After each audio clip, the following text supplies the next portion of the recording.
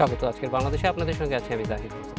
বাংলা বর্ষপঞ্জিতে যুক্ত হলো নতুন বছর ১৪২৬। শোভাযাত্রা, সাংস্কৃতিক অনুষ্ঠান, মেলাসহ বর্ণাঢ্য আয়োজনে সারা দেশে উদযাপিত হলো বাংলা নতুন বছর।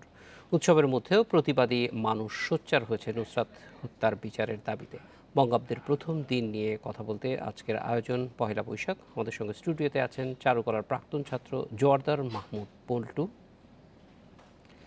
আছেন সমকালের অতিরিক্ত বার্তা সম্পাদক তপন দাস এবং তরুণ লেখক সাদাত হোসাইন। স্বাগত আপনাদের।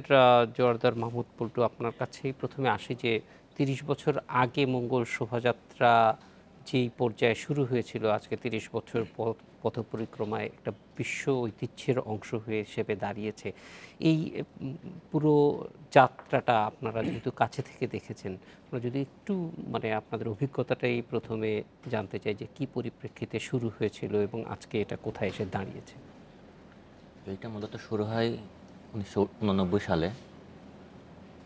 তার আগের বছর জয়নুল উৎসবের সময় যখন প্রথম শোভাযাত্রা করা হয়, তখন থেকে প্ল্যানটা চলছিল যে কিছু একটা করতে হবে।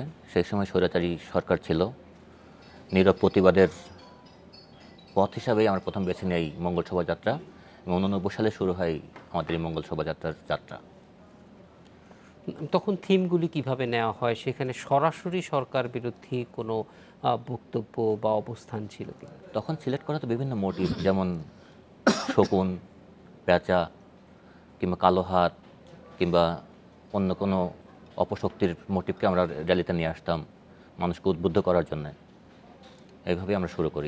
প্রতীকীভাবে রাষ্ট্রীয় ক্ষমতায় যারা আছেন তাদের যে অবস্থান বা গণতন্ত্রের বিরোধী অবস্থান, সেগুলি আপনারা প্রকাশ করার চেষ্টা করতাম এই র্যালির মাধ্যমে, যাতে জনগণের সম্পৃক্ততা হয় এই অপশক্তির বিরুদ্ধে। প্রথম থেকেই কি এটা, কারণ আমরা জানি যখন এত বড় হয়ে গেছে, এখনো পর্যন্ত মঙ্গল শোভাযাত্রার সবচেয়ে বড় যেটি বৈশিষ্ট্য চোখে পড়ে সেটি হচ্ছে এখনো শিক্ষার্থীরা তাদের নিজেদের উদ্যোগ থেকেই এই পুরো শোভাযাত্রাটি তৈরি করেন, ব্যয় থেকে শুরু করে সমস্ত কিছু। ধন্যবাদ জানানোর জায়গা একটা আছে এই ছাত্রদেরকে, যারা একদম নিজ উদ্যোগে এটা তৈরি করে, রাত দিন ২৪ ঘন্টা খেটে, শুধু জাতিকে কিছু একটা নতুন উপহার দেওয়ার জন্য। ফলে এটা নানান ধরনের প্রভাব থেকে মুক্ত থাকারও কিন্তু এইটা একটা বড়। অবশ্যই অবশ্যই অবশ্যই এবং দিনের শেষে দেখা যায় যে চারুকলার ছাত্র যারা, তারা একটা লিডারশিপের জায়গা তৈরি করতে পারে। কারণ বাংলাদেশের সবচেয়ে বড় ইভেন্ট যেটা আমি মনে করি এই মঙ্গল শোভাযাত্রাটা, এবং যে ইয়ারের ছেলেরা এটা লিড দেয়, বেসিক্যালি দেখা যাচ্ছে নেক্সট ইয়ারে তারা বড় কিছু করতেছে, কিন্তু খুব সংগঠিতভাবে, যেটা খুবই প্রশংসাযোগ্য। ফলে একদিকে একটা জাতীয় দায়িত্ব পালন করার সঙ্গে সঙ্গে নিজেদেরকেও বড় দায়িত্বের জন্য প্রস্তুত করতে পারেন তারা। এটা একটা বিশাল ব্যাপার যে নিজেদের প্রস্তুত করতে পারতেছে, এবং লিডিংয়ের জায়গাটা, ম্যানেজমেন্টের জায়গাটা খুব ভালোভাবে তৈরি করতে পারতেছে এরা। ফলে এই ৩০ বছরে এই প্রক্রিয়াটির কোনো ধরনের পরিবর্তন হয়নি। আমরা এখনো পর্যন্ত দেখি যে শিক্ষার্থীরাই এটা লিড নিয়ে থাকে। ৩০ বছরের জার্নিতে একটা ফরম্যাট রেডি হয়ে গেছে এখানে। এটা ব্রেক হওয়ার কোনো সম্ভব দেখতেছি না আর কি, ভবিষ্যতে যদি ম্যাসিভ কিছু না ঘটে। না, যে কোনো ফরম্যাট যখন সফল হয় তখন এটার পরিবর্তনের প্রয়োজন। আমরা যে আজকে ইউনেস্কোর স্বীকৃতি পেলাম, এটা পেতে কিন্তু আমার ২৭ বছর লেগে গেছে। ২৭ বছর পর থেকে দেখছি আরও আগ্রহ বাড়ছে, জনগণ আসছে। এটা আমাদের দিনের শেষে আমাদের ভালো লাগাটা, এটা যে লক্ষ লক্ষ লোক অসম্পাদক একটা অনুষ্ঠানে রূপান্তরিত হয়েছে, এটা আমরা খুবই ভালো লাগে এই জায়গাটা। যে সকালবেলা যখন দেখেন যে হাজার হাজার লক্ষ লক্ষ লোক সবাই আসে, চারুকলা কিছু একটা পাবে সেই আশায়, তখন আর কোনো এই কষ্টগুলো আর মনে হয় না যে এটা আমাদের কষ্ট হয়েছে। এবং মোটিভগুলি সবই যে মোটিভ ব্যবহার করা হচ্ছে, একদম আমাদের যে ফোক মোটিভগুলো আছে সেটার বিভিন্ন মিডিয়ায় ট্রান্সফার করা। মাহমুদ, আমরা আপনার কাছে আবার ফিরে আসবো। তপন দাস, আপনার কাছে একটু আসতে চাই যে মঙ্গল শোভাযাত্রা বা ছায়ানটের বর্ষবরণ সব মিলিয়েই সারা দেশেই এখন উৎসবটা ছড়িয়ে গেছে, কেন্দ্র থেকে শুরু করে একদম শেষ প্রান্ত পর্যন্ত বর্ষবরণ উৎসবটা হচ্ছে এবং একই রকমের উৎসাহ উদ্দীপনায় হচ্ছে। এই যে উৎসবটা ছড়িয়ে যাওয়া এবং এইটার মধ্য দিয়ে আসলে আমরা জাতি হিসেবে নিজেদেরকে সুসংগঠিত করা, সেই ক্ষেত্রে পয়লা বৈশাখ কতটুকু ভূমিকা পালন করছে মনে হয়? পয়লা বৈশাখ মূলত সম্প্রীতি, শান্তি এবং অসাম্প্রদায়িক চেতনার বার্তা নিয়ে আমাদের মাঝে আসে।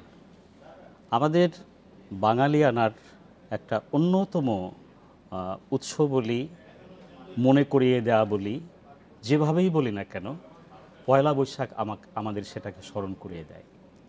আমরা নানা উৎসব, আমাদের যদি বড় বড় উৎসবকে কথা বলি, সেটা সাম্প্রদায়িক যে বড় বড় উৎসব আছে, যেমন হিন্দুদের, মুসলিমদের, বৌদ্ধদের, সেটা খানিকটা তাদের নিজস্ব, যদিও আমরা সেখানে মিলেমিশি, কিন্তু পহেলা বৈশাখের উৎসবটি একেবারেই অসাম্প্রদায়িক। আবার উল্টো করে যদি বলি, সকল সম্প্রদায়ের পয়লা বৈশাখের মতো এইরকম সকল সম্প্রদায় এক উৎসবে যোগ দেয়, আপনি বোধহয় উদাহরণ দিতে পারবেন না। এ কারণেই এটি সার্বজনীন এবং সর্বত্র ছড়িয়ে পড়ে, এবং আমি মনে করি যে এই ছড়িয়ে পড়াটাই আমাদের বাঙালিয়ানা বা আমাদের বাঙালিত্বকে ধারণ করে, এবং এটি হওয়া উচিত। গ্রাম থেকেই শহরে এটা এসছে। পয়লা বৈশাখ গ্রামেই ছিল। গ্রামের যে সংস্কৃতি, গ্রামের সংস্কৃতিটা এখন আমরা ঢাকায় যারা থাকি, ঢাকাতেও যে এটা হচ্ছে এবং সেটাও দীর্ঘদিন যাবৎ, 30 বছর আপনি বললেন, আমি বলবো এর শুরুটা তো আরও বেশি, আরও আগে, সম্ভবত 1981-তে প্রথম এই মঙ্গল শোভাযাত্রার বিষয়টি আসে, এবং নাম নিয়েও অনেক কথা হয়েছে সে সময়ে। মঙ্গল কথাটি মাথায় রাখতে হবে, শোভাযাত্রা মঙ্গলের জন্যে এই শোভাযাত্রাটি, এবং যে কারণে এই শোভাযাত্রাটির গুরুত্ব অনেক বেশি। এখানে আমাদের টোটাল বাংলার সংস্কৃতিকে তুলে আনা হয়, যেটা পল্টু ভাই ইতিমধ্যে বললেন, যে সেখানে আমাদের যে গ্রামের সংস্কৃতি, সেগুলোকে কিন্তু ঘুরিয়ে ফিরিয়ে নানাভাবে গ্রামের সেই মেলার পুতুল, গ্রামের সেই মেলার মুখোশ, সেইগুলোই আমরা এখানে ধারণ করি। পাখি, ফুল যেগুলো গ্রামের মেলায় বিক্রি হয়, সেগুলো কিন্তু আমরা এখানে বহন করি, এবং আমরা এখানেও ঢাকাকে মনে করিয়ে দিই যে এই হচ্ছে পয়লা বৈশাখ। এবং শেকড়ের সঙ্গে একটা সম্পর্ক তৈরি করা। আমরা একই সঙ্গে দেখছি যে এই মোটিভগুলি শুধুমাত্র শোভাযাত্রায় বা আনুষ্ঠানিকতায় সীমাবদ্ধ থাকছে না, আমাদের নানান ধরনের অনুষ্ঠানে সেগুলি চলে আসছে, পোশাকে সেগুলি চলে আসছে, নানান পার্বণে চলে আসছে। ফলে এটা কিন্তু এক ধরনের বলা যায় ছড়িয়ে দেওয়ার ক্ষেত্রে বড় ভূমিকা পালন করে। নিশ্চয়ই, নিশ্চয়ই।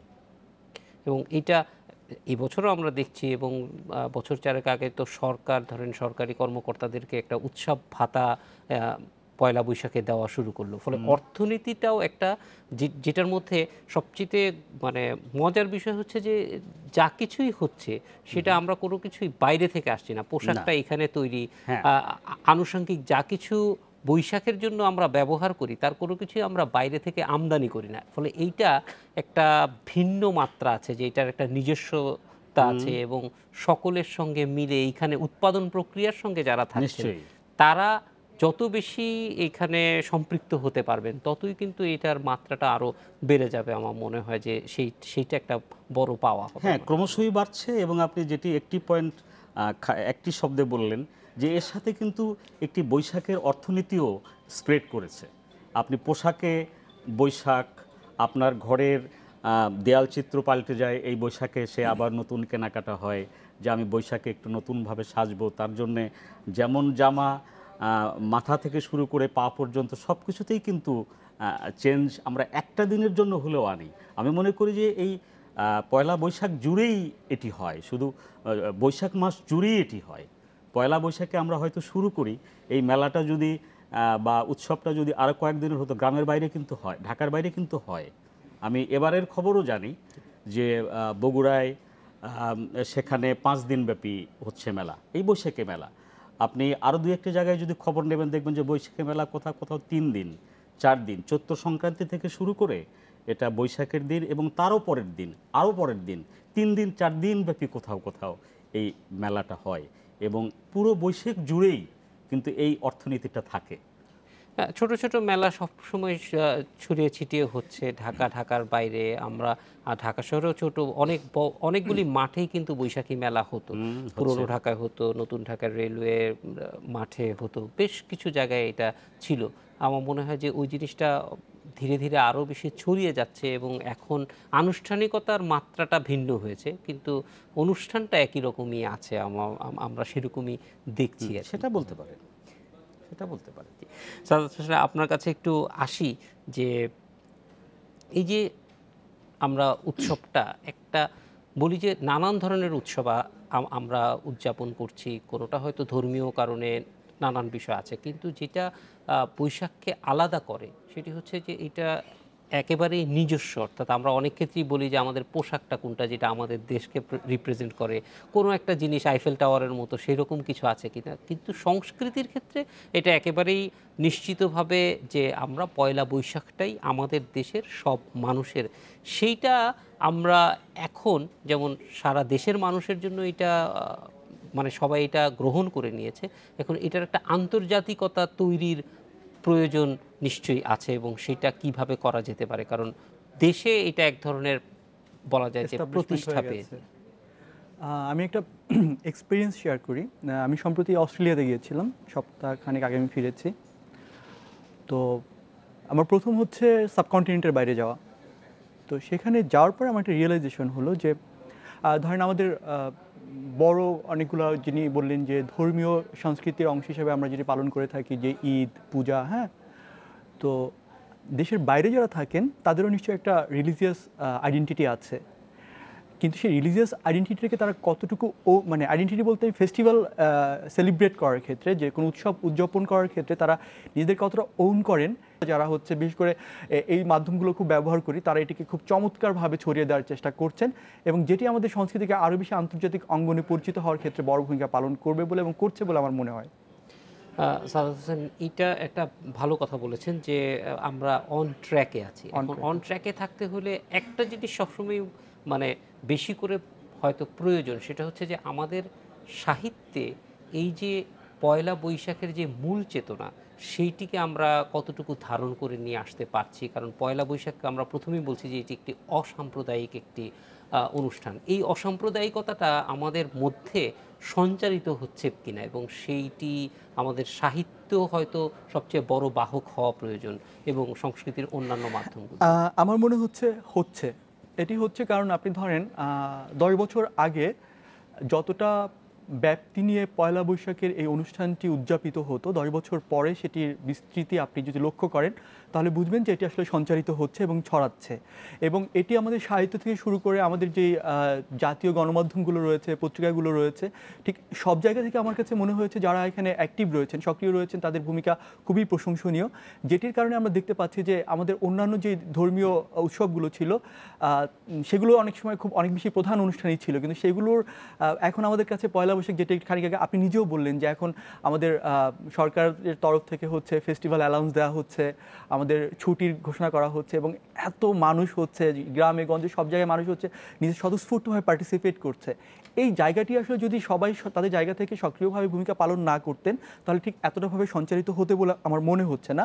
আবার অন দ্য আদার হ্যান্ড আরেকটা জিনিস আমার কাছে মনে হয় যে এই অনুষ্ঠানটি করতে গিয়ে না আমরা যারা বাঙালি আছি তারা ভাবি যে এটা আমাদের অনুষ্ঠান, এবং যেটির কারণে হচ্ছে আইডেন্টিটিটা তারা ক্যারি করেন ওয়ার্ল্ড ওয়াইড যেখানে থাকেন, ঠিক সব জায়গায় তারা বলতে চান যে এটি আমাদের স্বকীয় একটা পরিচিতি। যেমন আমরা অনেক সময় বলি না যে এথনোসেন্ট্রিসিজম, যেটাকে আমরা স্বজাত্যবোধ বলি, এটা অনেক সময় নেগেটিভ অর্থ ব্যবহার করা হয়, যে তারা হয়তো নিজেদের জাতি সত্তা নিয়ে হচ্ছে অনেক বেশি সুপিরিয়রিটি কমপ্লেক্সে ভোগেন। কিন্তু আমার কাছে এটিও এবং মনে হয় যে যখন যাদের হচ্ছে এই ধরনের কালচারাল ট্রেডগুলো নাই, যে নিজেদের মানে সাংস্কৃতিক ট্রেডসগুলো নাই, সাদাত, অবশ্যই যে এইটা একটা বিরাট বড় শক্তি, আমরা যেখানেই থাকি না কেন এইটা দিয়ে এই শক্তিটা আমরা অনুভব করতে পারি এবং এগিয়ে যেতে পারি। আমরা একটা বিরতির পর আপনার কাছে ফিরে আসছি আবার। আপনাকে আমাদের সঙ্গে আছেন নববর্ষ উদযাপন পরিষদের সাধারণ সম্পাদক হাসান মারুফ রুমি।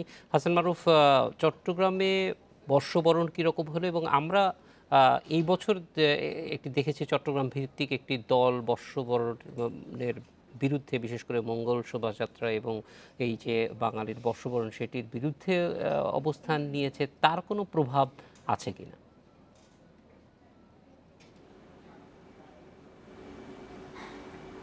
ধন্যবাদ আপনাকে এবং দর্শকবৃন্দকে। আপনারা জানেন যে আমরা এবার 11তম বছর উদযাপন করেছি, এবং এই যে আপনি বলছেন যে এবার একটা দল বিরোধিতা করেছে, এই বিরোধিতা গত বছরও করেছিলেন।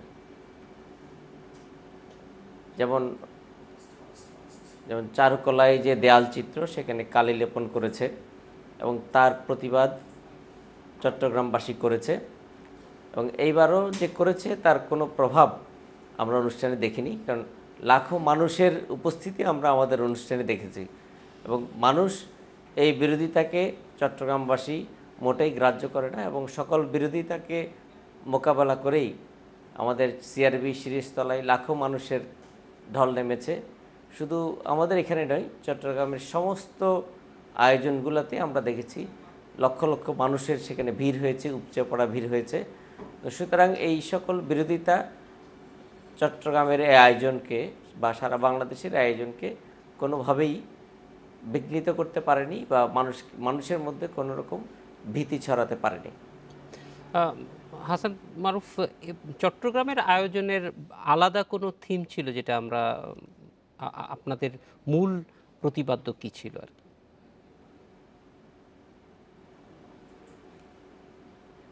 যেমন আমরা গতকাল আমাদের অনুষ্ঠান উদ্বোধন করেছিলাম এবং সেখানে আপনারা জানেন যে আমরা দাঁড়িয়ে প্রথমে 1 মিনিট নীরবতা পালন করেছিলাম নারী নির্যাতনের বিরুদ্ধে। আমাদের মূল থিম ছিল যে নারী পুরুষ নির্বিঘ্নে এই মেলায় আসবে, সারা বাংলাদেশে নারী নিপীড়ন মুক্ত একটি বাংলাদেশ হবে।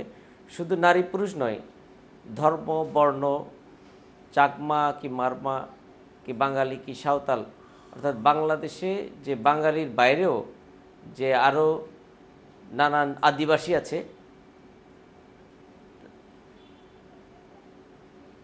সকলের সম্মিলিতভাবেই আমরা পহেলা বৈশাখটাকে উদযাপন করছি। একটা বাঙালি অবাঙালি, আদিবাসী, চাকমা মারমা, নারী পুরুষ, হিন্দু মুসলিম বৌদ্ধ খ্রিস্টান সকলে মিলেই একটি অসাম্প্রদায়িক গণতান্ত্রিক বাংলাদেশ, নারী নির্যাতন মুক্ত বাংলাদেশ, এটাই ছিল আমাদের মূল থিম এই অনুষ্ঠানের।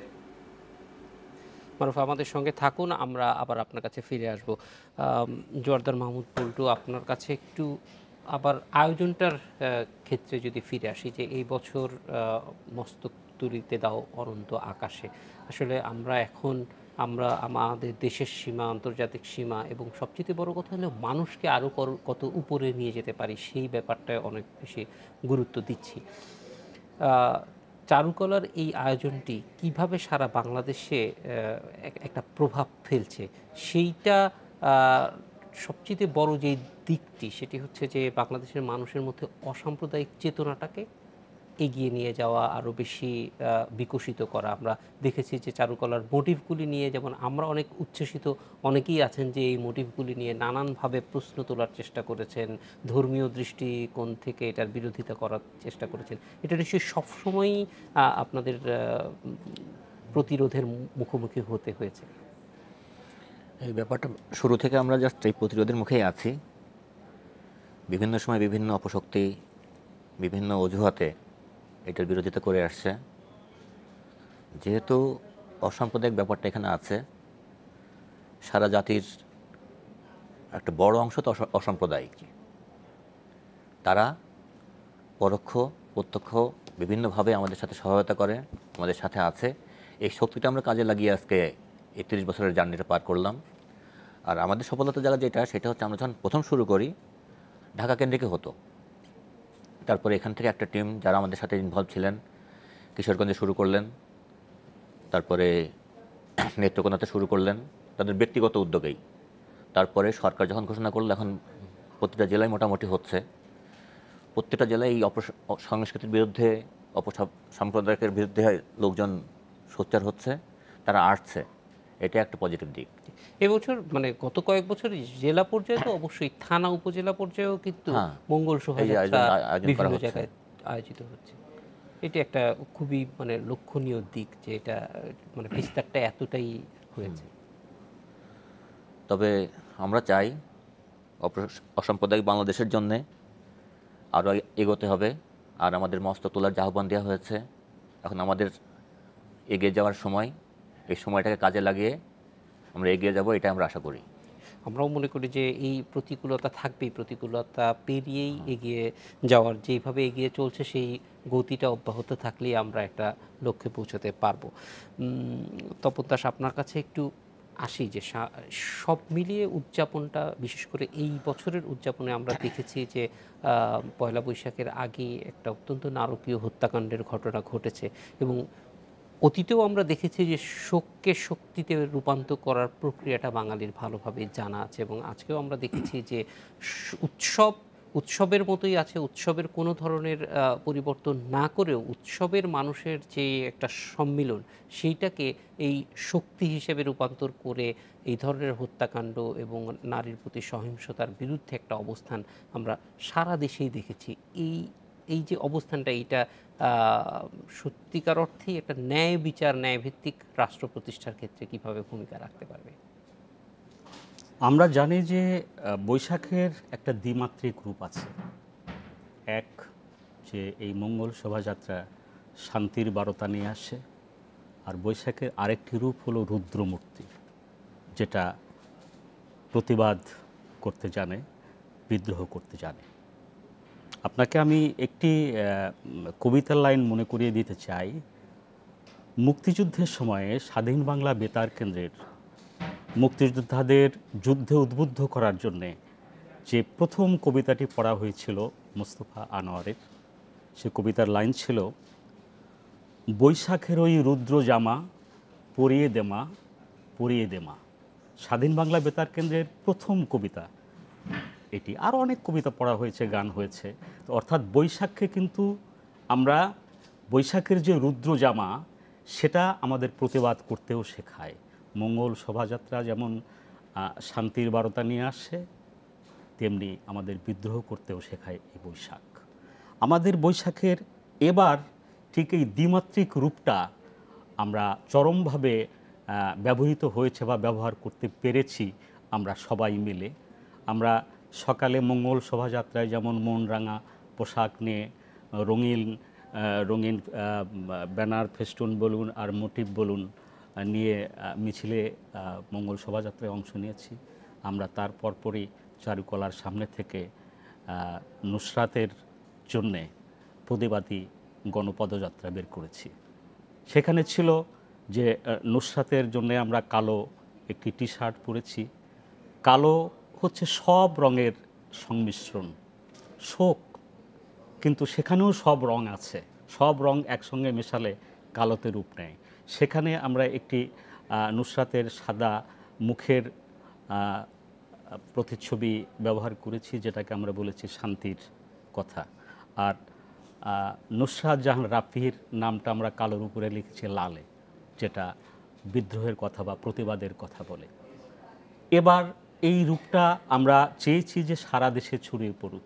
আমরা মঙ্গল শোভাযাত্রা করব, কিন্তু নুসরাতের মতো যে মরে যাবার মুহূর্ত পর্যন্ত প্রতিবাদ করেছে এবং বলেছে যে আমি লড়ে যাব, আমি প্রধানমন্ত্রীর কাছে আহ্বান জানাবো যে এর বিচার হোক, এর জন্য কেউ ছাড় না পায়, শেষ মুহূর্ত পর্যন্ত সে একটা যুদ্ধের মতো ঘোষণা দিয়ে গেছে, সাহসের পরিচয় দিয়েছে, যে কারণে আমরা তার নাম দিয়েছি কন্যা সাহসিকা।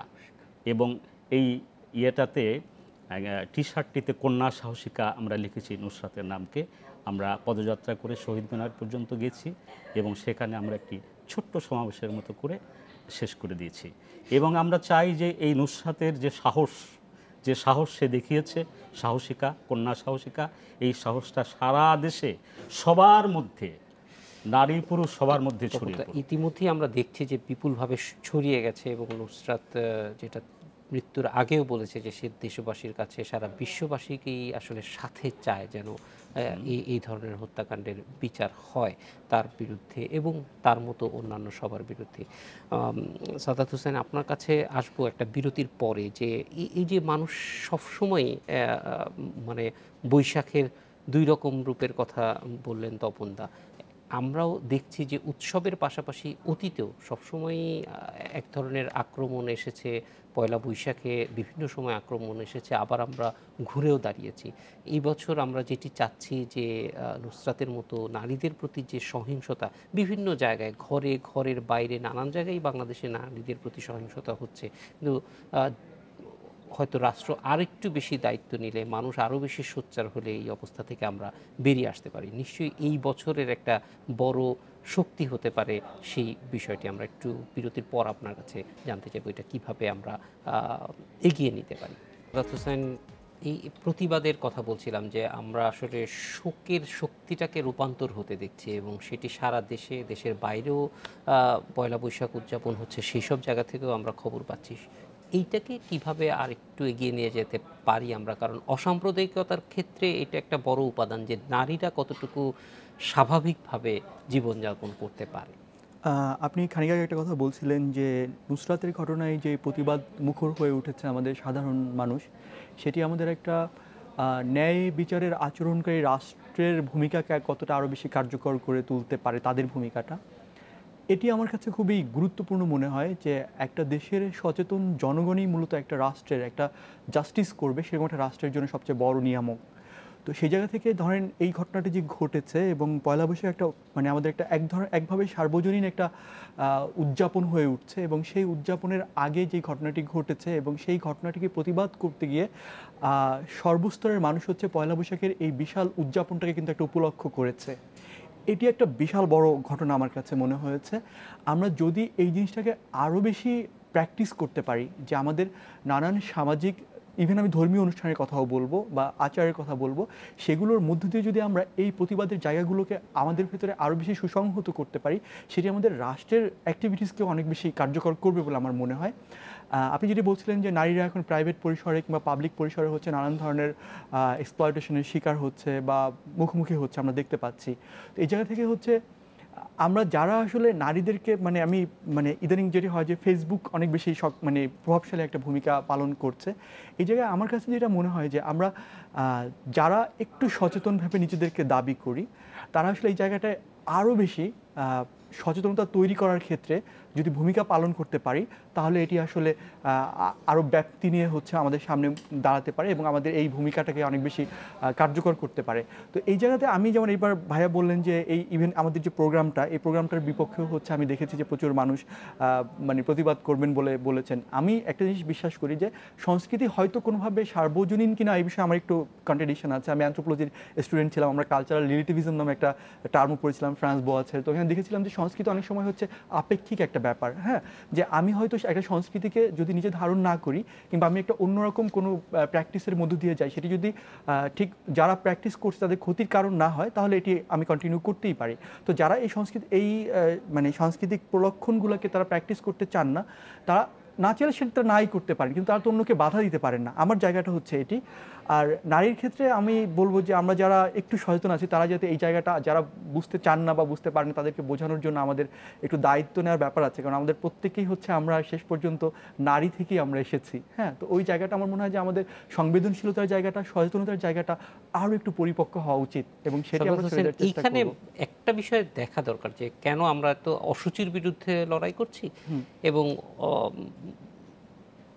দুষ্টের বিরুদ্ধে এই লড়াইটা, এবং সেখানে আমরা যদি ভালো মতো দেখি যে বাংলাদেশে কোনো জায়গায় একদম বাংলাদেশে ঢাকা বিশ্ববিদ্যালয়ের মতো সর্বোচ্চ বিদ্যাপীঠ যেটা সবার জন্য পূজনীয়, সেখান থেকে শুরু করে একটা মাদ্রাসা শ্রেণীকক্ষ পর্যন্ত নারীর জন্য নিরাপদ না। একটা সড়ক থেকে শুরু করে সড়কের বাস কোনো জায়গাগুলি নিরাপদ না। এই জায়গার থেকে আসলে একটা নিরাপত্তার জিনিস, অনিরাপত্তা বোধটা যদি প্রথমে আমাদেরকে এবং আমাদের রাষ্ট্রকে, অনেক সময় ডিনায়ালের মধ্যে আছে। অনেক সময় দেখবেন যে পুলিশ এবং অন্যান্যরা বলার চেষ্টা করে যে এগুলি বিচ্ছিন্ন ঘটনা, দুই একটা ঘটনা, এবং একটা সময় পোশাকের প্রতি যেই বিষয়টা ছিল সেটাও এখন আর। আমার কাছে মনে হয় এখানে দুটো জিনিস খুব ইম্পর্টেন্ট। একটা হচ্ছে আমরা যারা পুরুষ আছি, কারণ এক্সপ্লয়টেশনগুলো ঘটে মূলত পুরুষ দ্বারা, তাই তো মূলত। তো সেক্ষেত্রে পুরুষরা আসলে কিভাবে একজন নারীর প্রতি তার আচরণ কোনটা করবে সেটা নিয়ে তাকে ভাবতে হবে, নাম্বার ওয়ান। এবং এইটা নাম্বার কিন্তু সাংস্কৃতিক উপাদান, তার সংস্কৃতির মধ্যে এটা ঢোকাতে হবে। এক্স্যাক্টলি। আর নাম্বার টু আমার কাছে যেটা মনে হয় সেটা হচ্ছে রাষ্ট্রের যে জাস্টিস সিস্টেমটা আছে সেটিকে, কারণ আমরা যখন একটা দেখি যে এই ধরনের ঘটনা ঘটছে কিন্তু সেটির বিচার হচ্ছে না, তখন কিন্তু যারা অপরাধ প্রবণ মানুষ তারা ভাবছেন যে ওকে ফাইন, এটি করলে কিন্তু আমার বিচার হবে না, সুতরাং আমি এটা করতেই পারি। আর আমার নিজের একটা জিজ্ঞাসা আছে যে আমি দেখেছি, এটা আমি জানি না, এটা একদমই আমার কৌতূহল, এখানে আপনারা আছেন, আপনাদের কাছে আমার এই প্রশ্নটা, ধরেন একজন রাষ্ট্রের খুবই প্রভাবশালী, তিনি রাজনৈতিকভাবে প্রভাবশালী হতে পারেন বা নানানভাবে প্রভাবশালী হতে পারেন, তিনি যদি ধর্ষণের মতো কোনো একটা ঘটনার সাথে যুক্ত হন, নানান কারণেই তিনি কেন যেন হচ্ছে ফাঁক ফোকর গোলে হচ্ছে ধরাছোঁয়ার বাইরে থেকে যান, তখন আমি মনে মনে ভাবতাম যে এটি কি এই কারণে যে উনি কোনো একটা মানে পলিটিক্যাল বা অন্য কোনো কারণে শক্তিশালী, এই কারণে কি উনি এটি থেকে, বা উনি আর্থিকভাবে সমৃদ্ধশালী এই কারণে কি উনি ধরাছোঁয়ার বাইরে থেকে যাচ্ছেন? তার মানে হচ্ছে যিনি শক্তিশালী, যিনি প্রভাবশালী, তিনি হচ্ছে ধর্ষণের মতো অপরাধ করেন, বিষয়টা এরকম কিনা। কিন্তু আমি আবার এটাও দেখেছি, ধরেন গ্রামে একজন ভ্যান চালক বা একজন দিনমজুর, তিনিও যখন রেপ করেন, তিনিও দেখা গেল যে ওই ফাঁক ফোকর গোলে কীভাবে যেন ধরাছোঁয়ার বাইরে থেকে যান। তখন আমার মধ্যে একটা কনফিউশন তৈরি হয়। আমি এই জিজ্ঞাসাটা অনেকের কাছেই করেছি যে আসলে কি অপরাধ যিনি করেন তিনি শক্তিশালী, নাকি শক্তিশালী যিনি, মানে অপরাধ করার কারণে মানুষ শক্তিশালী হয়ে ওঠে, নাকি শক্তিশালী মানুষ মাত্রই অপরাধ করে? এটি আমার কাছে একটা বড় জিজ্ঞাসা, আমি জানি না এটার উত্তর আসলে কি। এটার উত্তর অবশ্যই খুব কঠিন, কারণ অনেক সময় দেখা যায় যে অপরাধ, ধরেন আমি অপরাধ করলে আমার যারা ক্লোজ কিন আছে তারা কিন্তু আমার পক্ষে চলে আসে। কেন? আমার প্রশ্ন হচ্ছে এটি কেন? এইটা অনেক ক্ষেত্রে মনে হয় যে সাংস্কৃতিক ইয়ের কারণে, কারণ এটি আমার কাছে খুব বড় একটা প্রশ্ন। এটি আমার খুব বড় প্রশ্ন যে অপরাধ করার কারণে কি মানুষ শক্তিশালী হয়ে ওঠে কিনা। একটা সময় ভাবতাম যে শক্তিশালী মানুষ অপরাধ করে, এই কারণে ধরাছোঁয়ার বাইরে থেকে যাচ্ছে, কিন্তু এখন দেখছি যে অপরাধ করার কারণে মানুষ শক্তিশালী হয়ে যাচ্ছে, যে আপাত দৃষ্টিতে শক্তিশালী নয়, আমাদের সামাজিক বলেন, রাষ্ট্রীয় বলেন, রাজনৈতিক বলেন, কিংবা যে কোনোভাবে শক্তিশালী নন, কিন্তু অপরাধ করার পরেই হচ্ছে দেখছি যে তাকে নানান ধরনের মেকানিজম তাকে সেভ করার জন্য উঠে পড়ে লেগে যাচ্ছে। কারণটা কি? এটা অবশ্যই কারণ অনুসন্ধান করা দরকার। তবে আপনার প্রশ্নটা খুবই গুরুত্বপূর্ণ এবং এটা আসলে অনুসন্ধান করা প্রয়োজন যে সত্যিই মানুষ এই শক্তিটা সঞ্চয় করে কিনা। কারণ অপরাধের একটা আর্থিক দিক আছে। আমি যখন অপরাধ করি তখন এটা আর্থিকভাবে যারা এটার সঙ্গে সংশ্লিষ্ট আছে তাদেরকে আমরা আর্থিকভাবে সুবিধা দিয়ে অপরাধটার থেকে বের হয়ে আসার, কিন্তু যার আর্থিক ফলে এটা এই সিস্টেমের জন্য এটা একটা খুব ভালো উপাদান যে অপরাধীকে, সে খুব দরিদ্র হলেও ধারকর্য করে মামলা চালায় অথবা পুলিশকে টাকা দেয়। ফলে এই জিনিসগুলি আরও একটু গভীরে যাওয়া দরকার। আমরা একটু চট্টগ্রামে যাব গভীরে যাওয়ার আগে। হাসান মারুফ রুমি আছে আমাদের সঙ্গে। হাসান মারুফ, আপনার কাছে একটু জানতে চাই যে চট্টগ্রামে এই যে প্রতিবাদের কথাটা আমরা শুনছি এই বছর খুবই শক্তিশালীভাবে আসছে, সেটি কিভাবে এসেছে এবং মানুষের অবস্থানটা কেমন ছিল?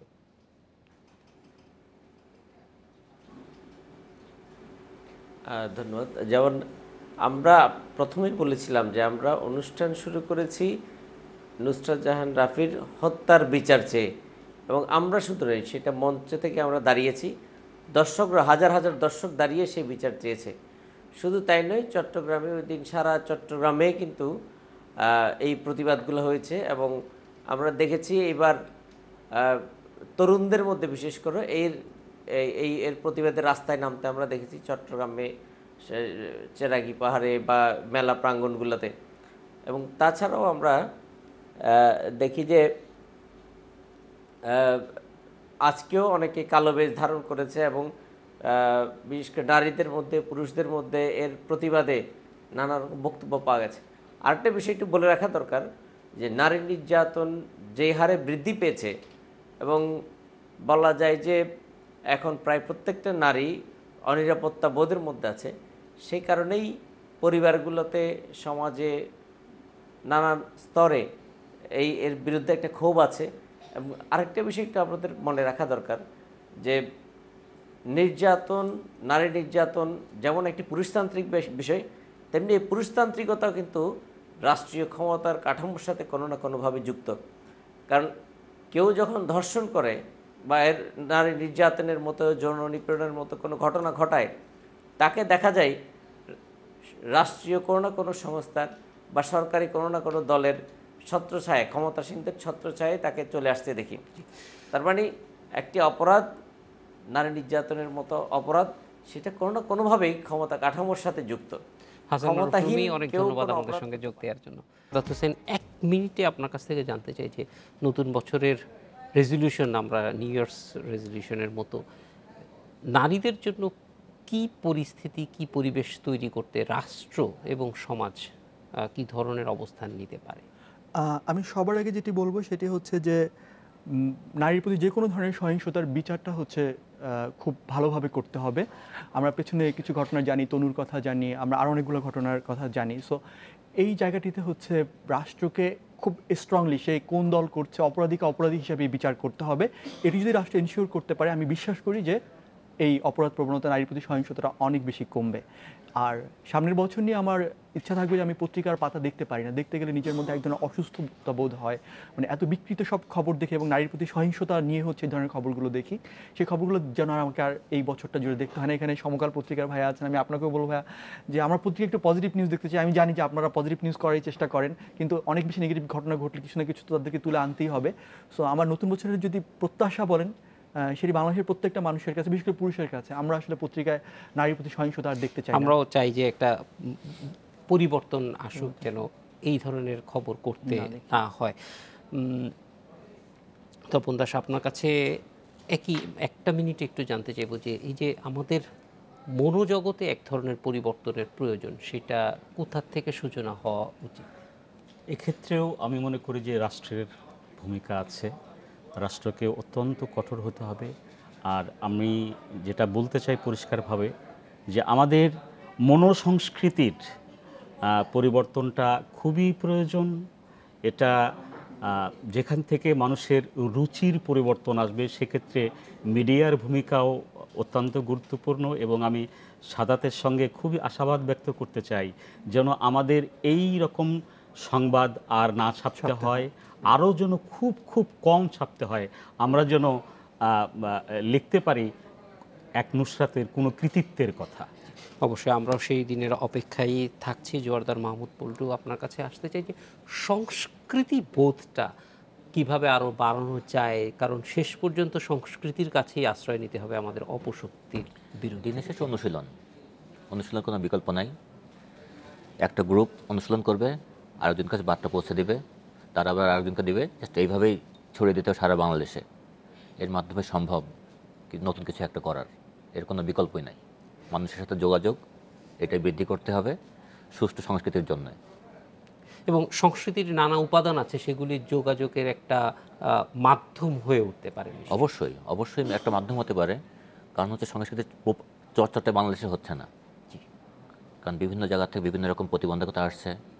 একটা সময় আমরা একটা আড্ডা দিতাম সবিরহাট নামে একটা জায়গা, সেটা হঠাৎ করে বন্ধ হয়ে গেল। যেখানে বাংলাদেশের বিভিন্ন মিডিয়ার বিভিন্ন সেক্টরের লোকজন আসতেন, সাংবাদিক আসতেন, শিল্পী আসতেন, কবি নায়ক নায়িকা আসতেন, আড্ডা মারতেন। আমরা গত 12 বছর আড্ডা মেরেছি, হঠাৎ করে বন্ধ। ওইখানে প্রায় আমাদের 750 মতন লোক রেজিস্ট্রেশন করে আমাদের 10 বছর পূর্তি উৎসব করেছিলাম। হঠাৎ করে আমরা সবাই হতাশ। ফলে এই জিনিসগুলি থেকে বেরিয়ে আসতে হবে, রাষ্ট্রকেও আরও বেশি সহনশীল হতে হবে, মানুষকেও আর একটু সংগঠিত হওয়ার প্রয়োজন আছে। আপনাদের তিনজনকে অনেক ধন্যবাদ আমাদের সঙ্গে যোগ দেওয়ার জন্য। ধন্যবাদ। এই ছিল আজকের বাংলাদেশে। দেখা হবে আগামীকাল একই সময়। শুভরাত্রি।